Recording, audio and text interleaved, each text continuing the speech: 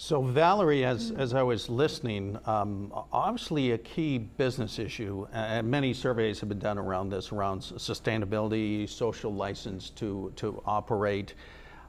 Clearly, if you read the literature, you know, the message to the boards are get on board. You need to be there or you're going to be losing. But maybe just to flip it around in terms of a little professional skepticism, you know, for those say, you know, what are the risks of, you know, going a little board, you know, overboard, jumping on the bandwagon? You know, should directors just say, let's do this, or should there be a little pushback? Your thoughts, and then the broader panel. I'd love to hear your views on this, because clearly there is momentum there, but the question is, should there be some pushback around it from directors? I would certainly say yes, being a proponent, of course, of environmental sustainability, but it can go totally overboard. And if boards don't just sit back and have a reality check and look at the dollars and cents involved, whether there's going to be a return on investment, it's a big mistake in terms of dealing with the value of their shareholders. So there is this element of trying to figure out the value and return on Absolutely. investment. It's not just, you know, field of dreams, this is a good idea, let's go there. So there's something to measure around. But other thoughts on this? Yeah, Alan? I think one of the things that's happened over the last decade or two is there has been an enormous expansion of stakeholders. I think we talked about it a little bit earlier, 40,000 some odd NGOs that are active globally now. So I think one of the things there is that demand for social expenditure, for social attention is growing exponentially. So one of the things that I think you have to do as a company and as a board is set the boundaries. What are the stakeholders that are of direct interest to me? What are the stakeholders that can make my business valuable or can actually destroy it? And then try to make your calculations based upon that. I would build on that, and I think it's also important for boards to understand the sector. And so we talked about the risks of the sector, and then really challenge management to look at what is our performance within the sector. Are there risks that we should be thinking about moving forward? And then based on that, calibrating, where am I in that sector? Am I a leader, and if so, for what reason? Or am I going to be simply I'm going to be a follower, but a follower that's going to be proactive? Because ultimately, I think the advice is to choose where you want to be in that sector and to make an active decision, not just to let it happen. But just picking up on that piece, does it matter? I guess it does in terms of sectors. So does it, you know, clearly extractive, mining, retail, whatnot, but is it important for all the sectors? And Bob, I know you have a comment on the previous piece too. Maybe I'll pick that up, and then we can talk about this issue. I was just going to make the comment about sectors. My son worked for Exxon for 4 years in a refinery.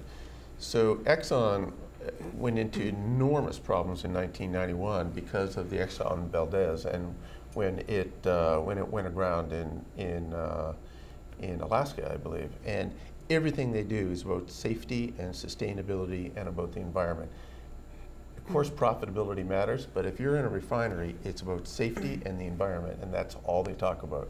And I doubt if they probably did that before 1991. And I suspect BP talks about it a lot more today than they did probably 10 years ago. And how does the board get engaged in that? I'm sure they're very engaged in it now. The other extreme maybe would be just a services company like a bank, where I think it's really important for employees, for example, to be engaged in environmentally friendly activities and sustainability activities. And I think it really helps with engaging your employees and keeping your employees and motivating your employees and providing better customer service over the longer term. So I think sector really matters.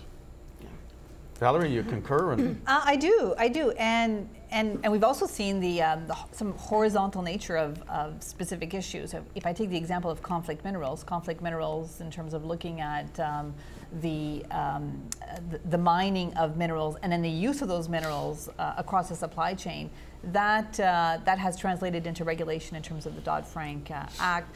And then, but it impacts the mining sector, it impacts the smelters, it impacts those that are using the conflict minerals across the supply chain. So although sector matters, it also matters around issues that become very horizontal, which comes back to the issue about how global the globalization factor in terms of a pressure point.